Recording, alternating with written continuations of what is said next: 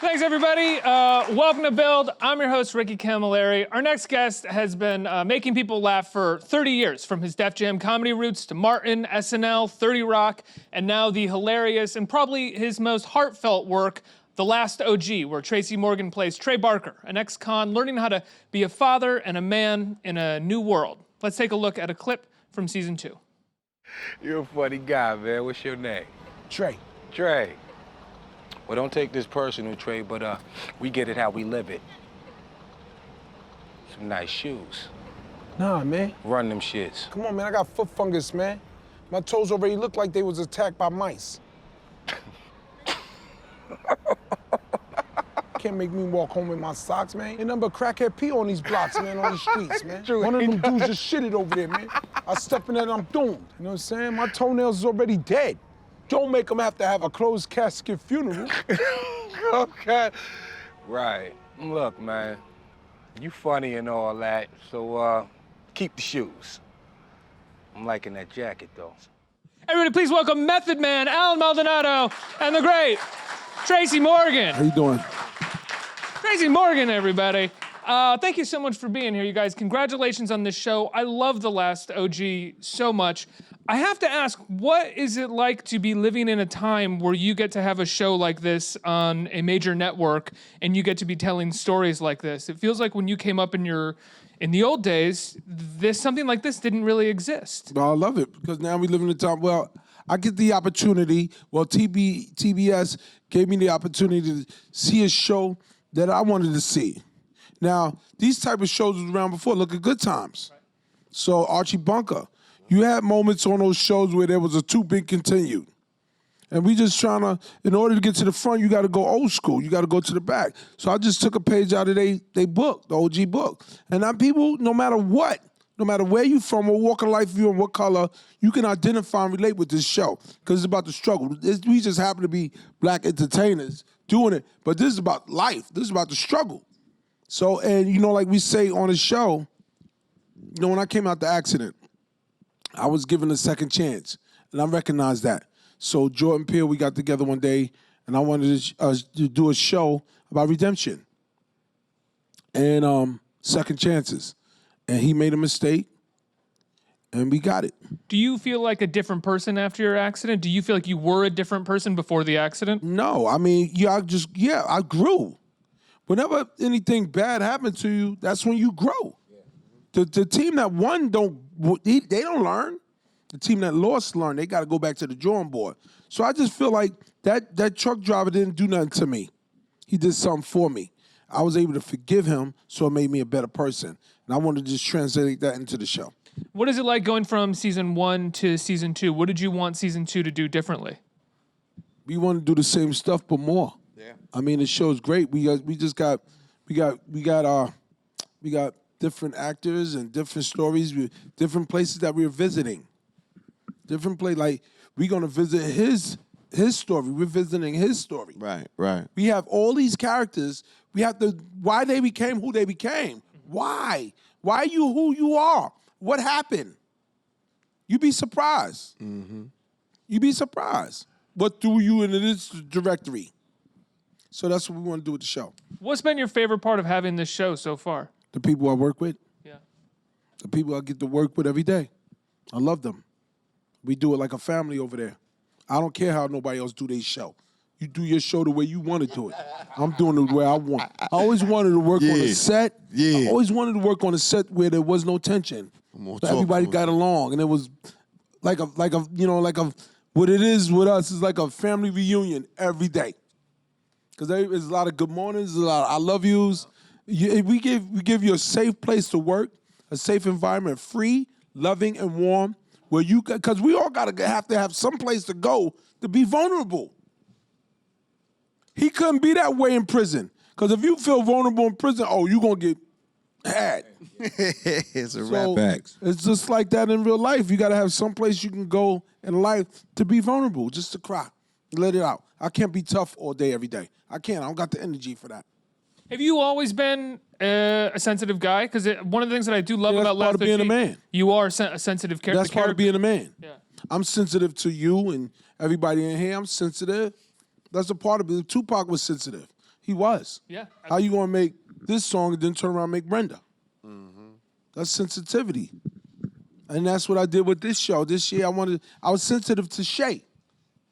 What happened to her when I got locked up? What happened? So we showed it the first episode. I wanted to show her story. We were sensitive to that. What happened to Shay after I got incarcerated? Good. You know, Alan, cousin Bobby is kind of growing at the same rate that Trey is growing. I mean, if Trey hadn't come back, you get the sense that cousin Bobby wouldn't be sort of growing as much as he is throughout the seasons. Nah, man, it's a lot of soldiers out there that have no leaders, and that's what Bobby is, and he's a reflection of our community. Like we was talking about the other day, like it was one father in my neighborhood growing up. Like so many young cats, young brothers out there running around with no guidance, and young ladies. Yeah, and young ladies, and cousin Bobby is an example of that. And his hero, his champion, is back. So it's allowing him to learn himself and have that, that I guess that safety net. And I did not want you to go down the same road as Clyde. Right. I refused that because my world was crushed when I lost you and Shay. Word. So, it allows me to have a safety net, knowing that I got my cousin. He's got my back like I got his back. So he's growing. And this season, you're going to see a lot of different layers and a lot of different colors from cousin Bobby as you see him mature as a person, as he's learning about society and how things have changed, and I'm learning how to be a man. It feels like cousin Bobby has been a child since he's been locked up. He's kind of been imprisoned in that timeline from when his brother passed and his cousin went to jail. So Nice. He's just been surviving. And now it's like, oh, wait a minute, I can actually grow. I can actually be something better than the environment is forcing me to be. So that's cousin Bobby's POV. Method, talk about the character that you're playing on the show. He's a new character. Well, green eyes, yeah. This is not because he has green eyes. Maybe it's because of envy. He's a little stick-up kid. But like Tracy said, the show is basically a show about redemption. And Tracy comes to him for assistance because they know each other from around the way. They was actually enemies back in the day. Enemies. So he comes to him to help him solve a problem. And in the midst of him helping him solve this problem, he sees a chance for his own redemption. So great story. Great story. And me and Meth was just back there putting our brains together, coming up with his story. Mm-hmm. He got a blue chip brother, older brother that he look up to, that like Bobby was with me, that he admires and loves, and he just got a letter from NC State where Michael Jordan played, and they good people. They come from good stock. He gets robbed and shot and put in a wheelchair, and becomes like a degenerate in a wheelchair. And he sees his brother go down. Yeah. And that makes him very, very bitter. And that's how he became who he became. Stick-up kid. Yeah. And he became a stick-up kid. The same thing that when my dad dying of AIDS from drugs, I went up doing the same thing that his brother Clyde did, that turned him into who he until I got to him, is the same thing that happened to Green Eyes. His brother was a good man going to college, and he became actually the dude that shot his brother and put him on. He became him. How much of the show do you feel like is your story?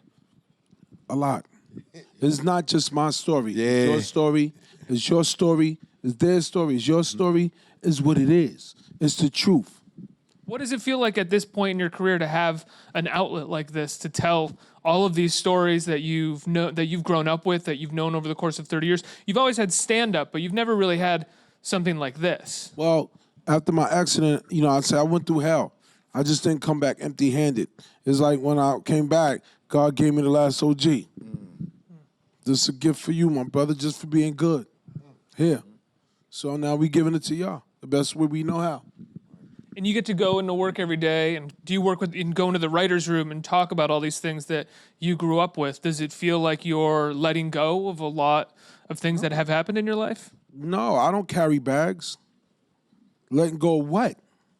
I'm just telling my story. Yeah. I'm testifying. This is our way of testifying. This is where we from. Right. You know how difficult it is for the people that we know that lived in a place for 40, 50 years to be gentrified and displaced? Mm-hmm. So I thank God that we have an opportunity to let the world know, because it's happening all around the world. Yeah. Displacement. So this is what the theme is. Second chance is a beautiful thing. Yeah. But some people, we got to find out. I don't mind, but we got to find some place to put these people that have been in these places for 40 years. We can't afford that. I can't afford $900,000 a year for this. I can't. So we just want to, we not just doing stuff just to be doing it. Mm-hmm. The funny is there. That's organic, but the storyline is real. It's something that everybody get. I don't care what walk of life you from. Because you could be from Bangladesh. The truth is the truth. There's a part of the show that feels, whether it's intentional or not, political, in the sense that we're in the midst of prison reform movements, and this is a show about second chances in regards to a man who was incarcerated for a nonviolent crime, and that is so much about what the prison reform movement is. What is it like for you guys to be a part of this seeming comedy, like just somewhat lighthearted comedy, but a guy who's getting a second chance after being in prison? Where we for from, this? Meth. Tell me about that. It's about changing the narrative, actually. It's about changing the narrative of individuals that, you know, have made a mistake and coming out and thinking Can't that throw 'em away. they're monsters. And Can't throw 'em away. You can't throw these people away. And we're just showcasing a real person with a lovable quality that is an example of a person that has been to jail and has been rehabilitated and is trying to get a second chance at life. That's and why this we is a always real say that. story. Second chances is a beautiful thing. Yes. Also humanizing them. I mean, you really see that in the first episode where Tiffany Haddish is working in retail at a shop and she starts telling her story, and the white woman that she's talking to recoils with horror. Right. But this is also just this woman's story, and she's a really good person, and there's nothing really bad about her story, but the woman becomes scared of her really fast. Right. So representative of how we have dehumanized these stories for so long. Well, you know, sometimes we like to vilify, you know. It's just, I can't help where I'm born and who I'm born to. And it's not my job to judge, and the same vice versa. I can't judge you. I don't judge you. That's not my job. My job is to love you, no matter what color you are. White, black, male, female, straight, gay. I love you, and ain't nothing you could do about it. But I get it, the way people dehumanize things, where as they feel like we're comfortable with the murder and the drug dealing and the overdoses and all that because we live around it every day. No, we're not comfortable with it, but we have to live around it every day. Yeah. Yeah. So bringing it to the forefront, I'm all about prison reform because I know a lot of this stuff was done by design. You know, if you put people in the poorest part, they're going to do whatever they have to do to survive. Not saying that's an excuse, because it's never an excuse to sell poison to your people or murder or anything like that. But I'm saying when you're put in certain situations, even if you use lab mice and you put them in a cage for a certain amount of time, they're going to eat each other alive. Deprivation. Absolutely. And social justice. You have organizations like unitethepeople.org. Some of you people should, you know, check that out. And they're doing the best they can to get prison reform action. It goes beyond what Kim Kardashian is doing. And I applaud her for doing it because she has a platform and she's using it in a positive light. But we need more of it. Yeah, because when someone is incarcerated in a household, it doesn't just affect you; it affects everybody in the household. And it ends up affecting the community. If you have a community of people incarcerated or family members incarcerated. Like I had kids I didn't even know I had. Look at the story. Why do you think people gravitating to the show? Because it's real. You know, you've said that, you know, you got really famous at a certain point and you kind of went crazy with fame and left your family behind for a little while. No, that didn't happen. Oh, I heard you say that in an interview. I did, but I didn't say it like that. I was young. Fair enough. You left your family. Young, yeah. You didn't leave your family. You abandoned them. He just left out the fact that what Method just said, we come from a place that is impoverished. And I was very young. Yeah. I was very young in the ghetto. We had babies young. Excuse me, I apologize. Because you know why I became funny? Because it made me forget about poverty. Oh, man. Entertainment is what we look forward to when we came out the cotton fields. You know, I've been picking cotton all day long. What they Yeah, And they sang, right? yeah, they sang. They sang, they made jokes, and they fucked. Bleep that out if you want. No, you can say it. So we made babies. All of that made us forget about being slaves and being, poor. So that's what that was. And I was young when I had my kids. I was young. I was 17 when I had my first. So I was young and I was scared and I didn't know. And I became famous. What I said, I became famous. And I was preoccupied with being famous and I started to be distracted. Right. And she hung in there as long as she could. But she had kids. And she got to think about them. And that's where I got the storyline for Shay. If I wouldn't have got incarcerated, I might have led my woman down the wrong road. So God put me where I needed to be. And Josh stepped in and stepped up, and my kids turned out wonderful. So I had to thank him, no matter what color he is. He just happened to be white. But my son is good. My daughter was good. They were protected. They were fed. So thank you very much. But I'm here now, and I need to be a part of my kids' life. Because I'm their daddy. I'm their daddy. And I might have been young and stupid, and I didn't know, but I'm here now. Yeah, I'm wondering if there's a part of you that relates to Trey in that way. You never went to course. prison, but you became famous, as you said, and you had to kind of come back a little bit. Well, I did go to prison of my emotions. I didn't know how to be vulnerable. I didn't know how to just be me. Then I had to learn. When I lost my first wife, God bless her dead, she passed away 2 years ago. I love you, Spin. But when I lost my first wife, I was coming up. I'm Tracy Morgan. I looked at what I gained, but it ain't what I gained. I know what I lost. I know what I lost. And I will never forget it. And I will never repeat that. Family first. So these two dudes right here are more than just entertainers to me. They my family. Y'all my family. And we need to get back to that in this world and start helping one another in the world. And if we can start with the Last O.G, fine. I'm good with that. How long have you guys known each other? Me and Meth go back 30 years. Me and Al go back 2.5. But as soon as he walked through the door, we knew.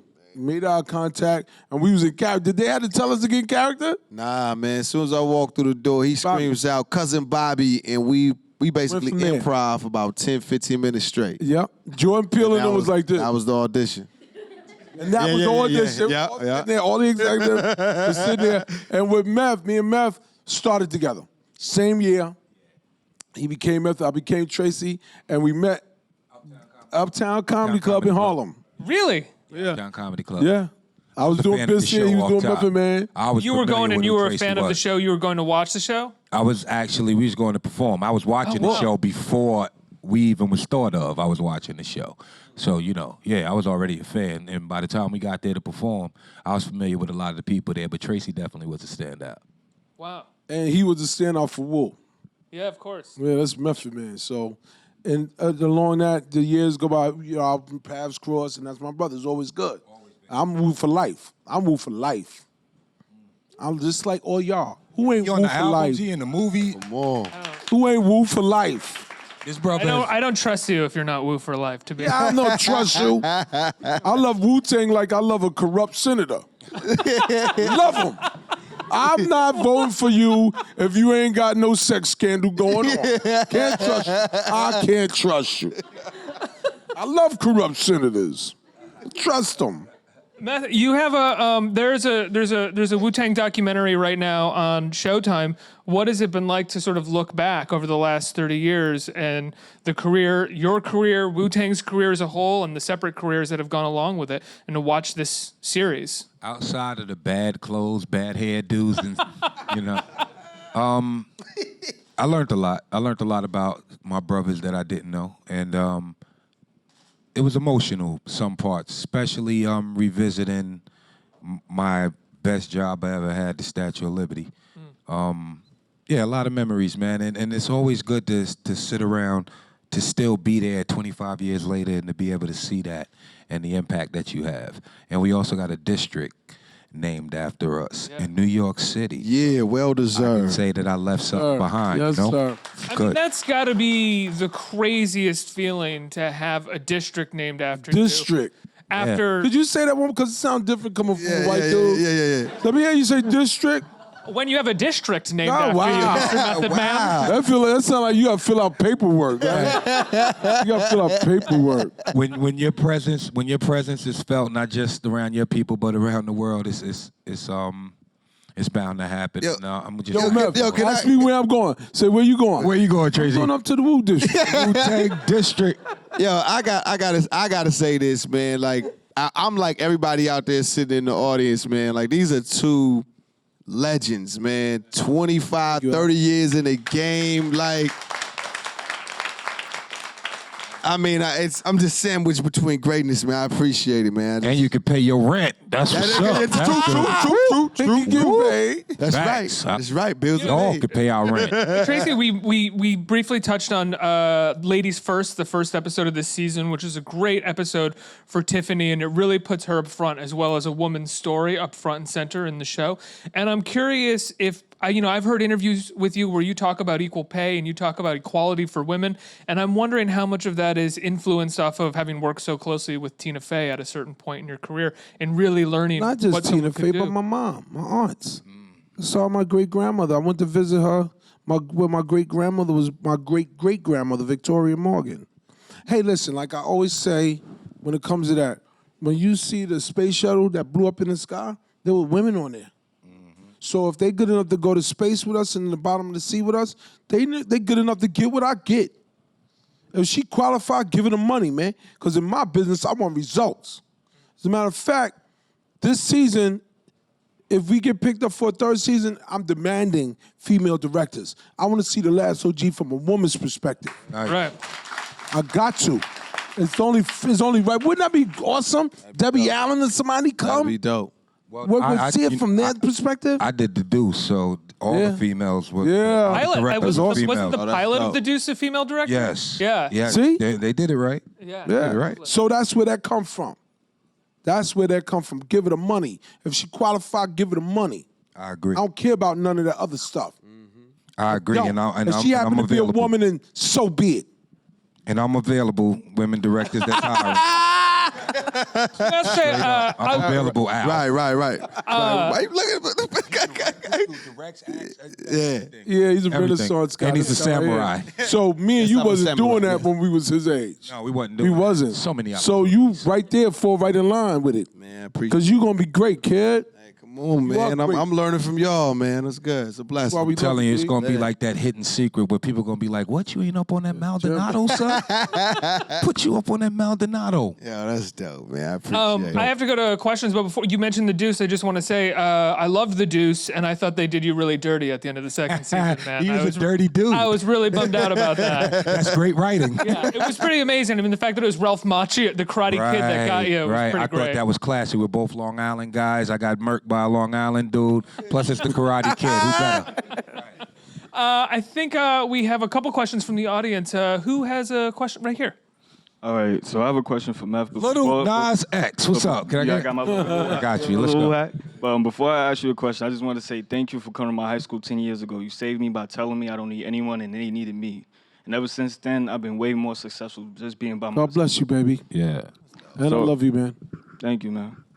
I wanted to ask you, will it be another Wu-Tang video game? Because, you know, I used to love that back in the day. You feel me? So I just wanted to really ask that. Yeah, hopefully, you know, we're making a lot of moves this 25th anniversary. You know, it doesn't just end with the district and the documentary and the Wu-Tang series saga on Hulu. It can go even further than that. By the popular demand, let's do it. Has the 25-year anniversary in the series in the district, brought you guys back together in a creative way that hadn't been there in a little while? Well, you know, I don't want to correct you because Tracy did it a couple of times. No, already. feel free. We've never broken apart. It's just Never. when you have solo. You know, we signed as a group first and with solo acts second. So the group comes first and foremost. And you know, being at its 25th anniversary, they're overseas right now, touring. I'm here doing press for, you know, because this is what I do. When it's time to come and make music, we're all there together. When it's time to do these shows, sometimes we're all together. But we've never been apart, ever, as far as the whole mystique of Wu-Tang. We're always going to be a group. Wu for Forever. life. Always. Wu for life. Let me see your shirt again. That's what it is. Yeah, that's Staten Island zone right there, Dana Grasso. Grasso. One more question. What do we got right here? He basically, I'm sorry. He basically answered all like, you know how you recovered from the accident and how it how you brought it back into Hollywood. Like how did? Well, I had to affect you? forgive the driver. Right. Yeah. That's the first and foremost. Well, I don't have a question. He basically answered it, and I Thank just you. want to just I don't know. There's no. Yo, come over here. Give me a hug, man. Right. There it is. That's Show what you love, wanted to baby. do. Show love. That's what you wanted to do, because I want to do it too, B. Respect, brother. Top five. But listen. Don't forget Alan. Don't Give forget him Alan. a Yeah, hand. don't Alan's forget. right He there. gonna regret that. too. It's all good. Appreciate it, love. He go, yeah. Man, I know the energy. I'm just so happy that y'all together. Thank you. Tracy Morgan and Method Man. I mean, And Alan. that's a power. Man, They got a little more, powerhouse. I mean, you know, guys they don't a know. little more on their resume. I'm fine with it. That's all I gotta say, man. It's all Right on, love. baby. It's All all right. love. God bless. Blackish. It's all love. Last O.G. It's all love. Where's the money? I mean, it's all love, right, Al? It's all love, It's all man. love, right? It's all love, man. He's a samurai, too. Come I on, watch man. it, Like, so I got check Method your Man neck, bigging bro. me out. Anybody got any other questions? Beautiful.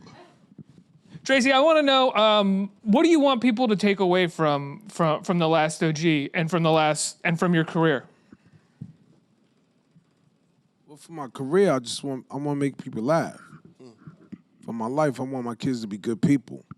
But from the OG, I just want you to relate and know that second chances is a beautiful thing, and forgiveness is powerful, and love is powerful. Cause Shay ain't have to forgive me. She ain't have to let me back in my kid's life. She told me not to go out there and sell that rock. I did it anyway. Look what happened. So I'm thankful for Shay for allowing me to get back in my kid's life, because we all know people like that in our neighborhoods and stuff, and in our lives who make mistakes, and people don't forgive them. So I just want people to forgive. It's all good. I'm not trying to be no saint or nothing. Like, I made my mistakes. Then I had to forgive myself. That's hard. Very hard. Guys, I love the show. I love your careers. I love everything that you've done for so long. The show, Last O.G. is on TBS Tuesday nights tonight, 10:30. 10 o'clock, too. 10 o'clock as well. 10 o'clock and 10:30. 10 and 10:30, and Fluctuate. Method is on the show tonight. Oh, this is going to be a dope episode. Episode. Check this one. This is when we start to raise the emotional stakes like last year. Come on, talk to him, cuzzo. It's still funny. The funny is organic, but it start getting real. Give him a round of applause, everybody. Let's hear it. Horse to my old town road, I'm gonna